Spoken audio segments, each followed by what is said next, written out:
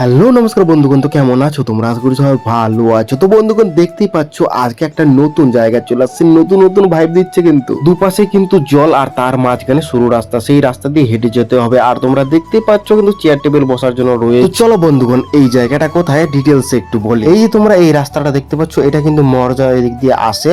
আর এই যে এদিক দিয়ে আসলে কিন্তু তোমরা দেখতে পাবে কাঁঠালতলা একটা রেস্টুরেন্ট, মানে নতুন একটা রেস্টুরেন্ট খুলেছে, এইরকম একটা দৃশ্য। তবে যাই হোক বন্ধুগণ, এখানে যে ডেকোরেট করেছে দারুণ, কিন্তু অসাধারণ লাগছে। আরো কিন্তু লাইট দিলে ভালো হতো। আর বন্ধুগণ তোমরা দেখতে পাচ্ছ চেয়ার টেবিল গুলো যেভাবে দিয়েছে মানে বসার জন্য, তো এইভাবে তোমাদেরকে যেতে হবে বসার জন্য। আর এইখান থেকে বসে কিন্তু অর্ডার দিতে হবে। তো খাওয়ার দাওয়ার জন্য এরকম ব্যবস্থা আছে। তো চলো বন্ধুগণ, অনেক কিছু দেখা হলো, তো এবার খাওয়ার দিকে যাওয়া যাক। তো আমরা কিন্তু নিয়ে নিচ্ছি এইখান থেকে অর্ডার করেছি, দেখতে পাচ্ছ নান আর তরকা, অনেক কিছু কিন্তু পাওয়া যায়। বন্ধুগণ আমরা কিন্তু নান খাওয়ার পর অর্ডার করেছিলাম বিরিয়ানি, যেটা এক প্লেট অর্ডার করেছিলাম এবং দুজনে ভাগ করে খাচ্ছি। এই বিরিয়ানিটা কিন্তু ততটা ভালো ছিল না, নান তরকা খেলাম বেশ ভালোই ছিল, কিন্তু বিরিয়ানিটা ভাই টাকা নষ্ট, কি বলবো, বেকার অর্ডার করলাম এরকম মনে হচ্ছে। তো বন্ধুগণ এইবার হয়তো তোমরা ভাববে যে আমি কেন খারাপ রিভিউ দিচ্ছি। আসলে ব্যাপারটা হলো কি ভাই, যদি আমার খেয়ে ভালো না লাগে তো অবশ্যই আমি খারাপ রিভিউ দেবো, যেটা আমার ভালো লেগেছে সেটা আমি অবশ্যই ভালো বলবো। চলো বন্ধুগণ, এই ছিল আজকের ভিডিও। যদি ভিডিওটা ভালো লাগে তো লাইক কমেন্ট শেয়ার আর অবশ্যই কিন্তু আমাকে ফলো করে দিও। আর হ্যাঁ, আমরা তো তখন খেয়ে নিই, আর তোমরাও চাইলে কিন্তু